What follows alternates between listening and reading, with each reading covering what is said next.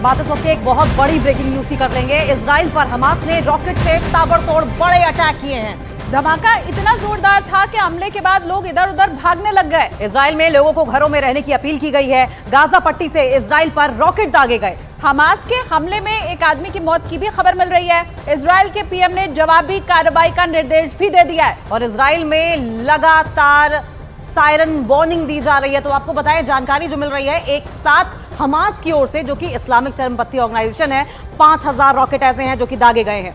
और उन्हीं से जुड़ी हुई ये तस्वीर भी इस वक्त हम आपको दिखा रहे हैं। हालांकि इजराइल ने भी अब हमास को कह दिया है कि अब अंजाम भुगतने के लिए तुम भी तैयार रहो। इजराइल की तरफ से भी हमले का आदेश अब दे दिया गया है। तो ये दोनों ही मुल्क अब जो है वो युद्ध के मुहाने पर खड़े हैं। फिलहाल 3 तस्वीरें ये आपकी टीवी स्क्रीन पर देखिए, किस तरीके से 5 जो ये 1000 रॉकेट से अटैक किए गए हैं। एक आदमी की मौत हुई है, वहीं हमास की ओर से जिम्मेदारी ली गई है। और ज्यादा जानकारी के लिए हम रुक कर लेंगे, हमारे सहयोगी नीरज भी हमारे साथ जुड़ गए हैं। नीरज, गुरिल्ला वॉर जैसी स्थिति है, कहीं ऐसा तो नहीं है कि ये जो तूफान आने वाला है उसके पहले की शांति है? देखिए, तूफान ने, इजराइल ने सबसे पहली बात कि इजराइल ने युद्ध की घोषणा कर दी, स्टेट ऑफ वॉर का सिचुएशन अनाउंस कर दिया है। और माया कदोस एक अधिकारी हैं जो कि भारत में भी थे, इजरायली एम्बेसी में, उन्होंने एक छोटा सा ट्वीट किया आपसे थोड़ी देर पहले कि 3 घंटे से लगातार सायरन की आवाजें, रॉकेट की तस्वीरें आपने देखी होंगी जो गाजा की तरफ यानी हमास की तरफ से जो इजराइल के शहरों पे, खासकर तेल अवीव और इजराइल पर के दूसरे शहरों पे हमला किया गया, वो तस्वीरें अभी हम लोग आप टीवी स्क्रीन पे देख रही होंगी। किस तरह से कारें जल रही हैं, बड़ी इमारतों पे आग लगी हुई है और इजराइल बार बार जवाब देता है। ये देखिए, 74 साल है, जो न्यूज 18 इंडिया के दर्शक है उन्हें बता दें कि गाजा का पूरा एरिया जो है वो ब्लॉकेड है पिछले 15 साल से इजराइल की तरफ से।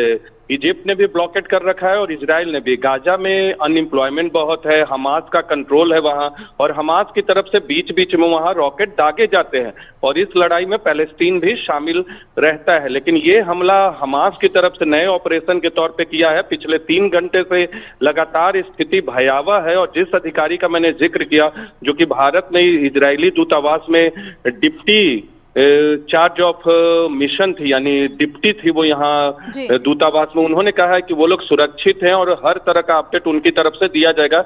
लेकिन इजराइल की सरकार ने युद्ध की स्थिति की घोषणा कर दी है और इजराइल की तरफ से भी अब जवाब दिया जा रहा है गाजा में हमास मिलिटेंट के खिलाफ। नीरज, ये भी बताइए, क्योंकि कहा जा रहा है न सिर्फ रॉकेट से हमला किया गया है बल्कि कुछ कट्टरपंथी कह लीजिए, आतंकवादी कह लीजिए, जिस भी भाषा में वहां से कहा जाता हो, कि इजराइल के अंदर कुछ कट्टरपंथी का भी अब प्रवेश हो चुका है जो कि अवैध रूप से वहां पर घुसे हैं। तो ऐसी भी कुछ खबर मिल रही है क्या?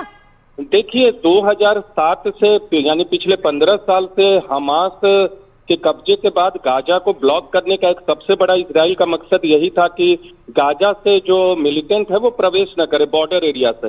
लेकिन फिर भी कुछ ऐसे एरियाज हैं जहां से प्रवेश कर जाते हैं। ऐसी खबरें जरूर हैं कि कुछ मिलिटेंट प्रवेश किए हैं, लेकिन वो बड़ी चुनौती इजराइल के लिए नहीं है। जो हमले रॉकेट से हो रहे हैं, जिस तरह की तस्वीरें आप देख रहे हैं, गाजा साइड से हमला किया जा रहा है, और कोई पहली बार नहीं, जबकि इस तरीके से गाजा पट्टी और वेस्ट बैंक से हमास के मिलिटेंट्स ने इजराइल में एंट्री दी हो।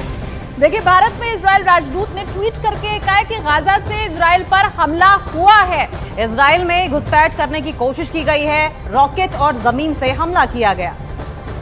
तो बड़ी खबर इस वक्त की आपको बता रहे हैं, इजराइल के राजदूत जो कि भारत में